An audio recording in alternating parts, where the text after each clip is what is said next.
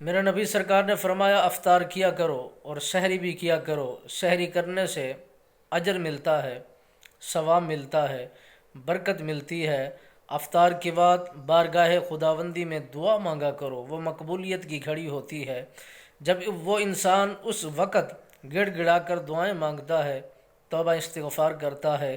بارگاہ خداوندی میں کیے ہوئے گناہوں کی وجہ سے شرمندہ ہوتا ہے اور بارگاہ خداوندی میں التجا کرتا ہے، عرض و گزاری کرتا ہے، طعام سامنے ہوتا ہے، مشروبات موجود ہوتے ہیں، میوہ جات موجود ہوتے ہیں، ہر طرح کی چیزیں جو بالکل سامنے موجود ہوتی ہیں، وہ انسان رکھنے کے بعد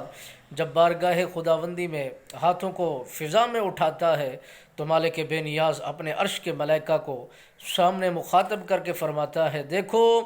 یہ قادر ہونے کے باوجود، کھانے کے باوجود اور اس پر طاقت رکھنے کے باوجود بھی نہیں کھا رہے۔ میری حد بندی کو، میرے اصول کو انہوں نے تقویت دی ہے، اسی کو ان کو تقویت دے کر اپنے آپ کو ان کے تابع کر دیا ہے،